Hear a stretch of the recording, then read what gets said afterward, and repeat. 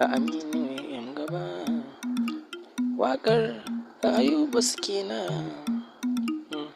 To jama'a ga suke nan da Ayuba soyayya suke yi da kyau. Lalle dole ne in fara, kafin in fara zan sa Allah magagin dare da rana, shine wanda ya halice mu kuma shine wanda za mu bautawa. Inda muka bautawa wani shi mun yi kuskure. To bari in shiga kan labarin su kenan. Lalle da Ayuba da suke na soyayya suke. To bari in zana labari. Kun san kuka zana labari da sakan dutse baya gogewa dutsen zai fashe. Wannan labarin soyayya ce da gaskiya ga Ayuba nan da suke na san soyayya ce suke. Dole in fara in furta, ko ba su so ba ko makiya su kalle mu hakanan babu damuwa.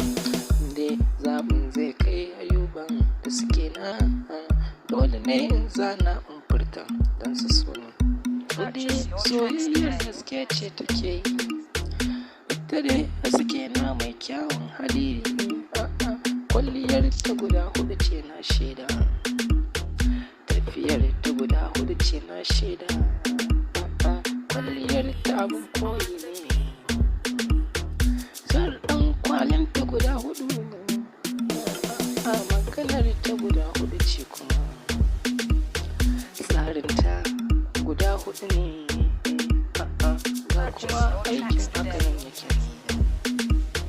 Kwarkwasan ta guda hudu wanda Ayuba yake burge shi.